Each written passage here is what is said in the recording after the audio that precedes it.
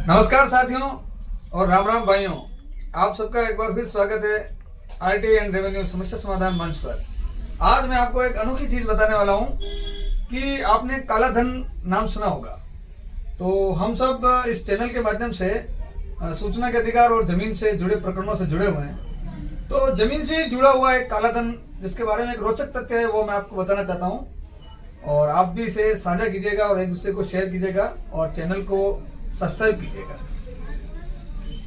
काला धन उसे कहते हैं जो बिना किसी टर्म्स एंड कंडीशन के अपन एक दूसरे के लेन देन करते हैं। और अपन जिस चैनल से जुड़े हैं उसमें जमीन की बात हो रही है, तो आप देखिए कि कोई भी व्यक्ति जमीन को जब बेचता है तो क्रेता और विक्रेता दोनों के बीच एक इकरार होता है और उसी इकरार को हम रजिस्ट्री कहते हैं। सामान्यतः क्या होता है कि कोई जमीन है, उसकी जो सरकार द्वारा जो नियत दर होती है जिसे हम डीएलसी रेट बोलते हैं, उसको रजिस्ट्री के अंदर मेंशन किया जाता है और उसी का चेक दिया जाता है और वह व्यक्ति जो खरीद रहा है उसके द्वारा वो चेक दिया जाता है और विक्रेता के खाते में डाला जाता है और विक्रेता को वह राशि चेक के माध्यम से मिलती है और वह रजिस्ट्री में मेंशन होकर रजिस्ट्री हो जाती है। जैसे 1 बीघा जमीन की सरकार ने 4 लाख रुपए तय कर रखी है, तो वो 4 लाख रुपए का चेक देगा, उसके खाते में 4 लाख आएंगे, रजिस्ट्री हो जाएगी, सरकार को 4 लाख की जो स्टैंप ड्यूटी या टैक्स या कर वगैरह जो भी है वो मिल जाएगा और इस तरह से रजिस्ट्री संपन्न हो जाएगी। लेकिन हम जानते हैं कि वह वास्तव में वो जो 1 बीघा थी वो 4 लाख रुपए बीघे में नहीं बिकी है।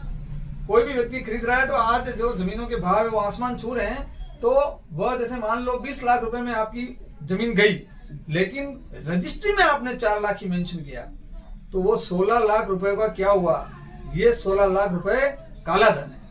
और इसे जब आप इसे अप्रत्यक्ष यानी कि पर्दे के पीछे से क्रेता से विक्रेता के बीच लेते हैं तो ये आपके लिए बड़ी गले की फांस बन जाता है।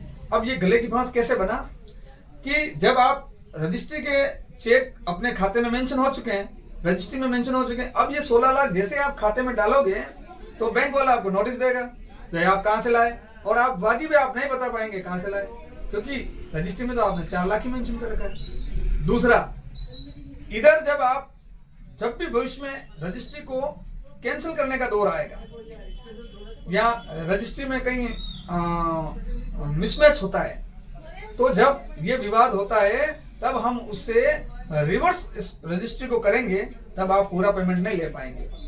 जैसे मैंने आपसे जमीन ली 20 लाख में, 4 लाख मेंशन किया, 16 लाख 2 नंबर में दिया, और जब वो रजिस्ट्री कैंसिल हुई तो मुझे 4 लाख ही देने हैं, 16 लाख का कोई लेना देना ही नहीं है।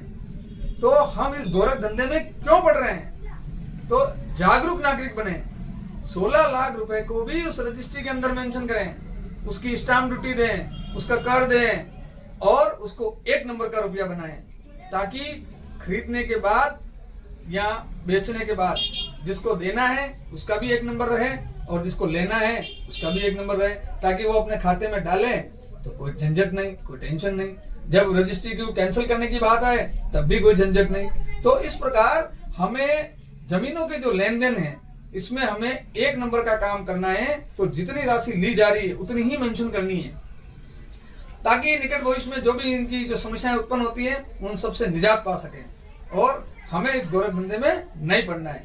तो आप जागरूक नागरिक बनते हुए इस वीडियो को ज्यादा से ज्यादा साझा करें, क्योंकि इसमें गरीब आदमी ही मारा जाता है, क्योंकि उसको 10 लाख की चीज होती है 5 लाख में दी जाती है, 5 लाख में भी डॉक्यूमेंटल में 1 लाख की बताई जाती है। जब भी उसकी वैल्यू आंकी जाएगी आज से 10 साल बाद या जहां पर भी रिकॉर्ड पर, तो वो 1 लाख ही आंकी जाएगी और आपको जो औने पौने रुपए दिए जाएंगे उनका कोई वैल्यू नहीं है, वो जीरो है।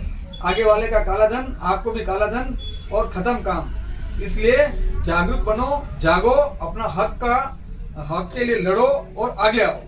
और इसी जानकारी को आप सब जगह शेयर करें, चैनल को सब्सक्राइब करें, और कोई चीज नहीं समझ में आए तो आप जरूर हमें कमेंट के माध्यम से बताएं, ताकि हम आपको छोटी छोटी समस्याओं को शॉर्ट्स और वीडियोस के माध्यम से बताएं। और अगले वीडियो में हम रास्ते से संबंधित जितने भी प्रकरण हैं उनको कैसे निपटा जाता है उसके बारे में, और अन्य प्रकार की जो कृषि की जो समस्याएं हैं किसानों की खेती बाड़ी से संबंधित, उस पर हम जल्दी वीडियो लेके आएंगे। धन्यवाद।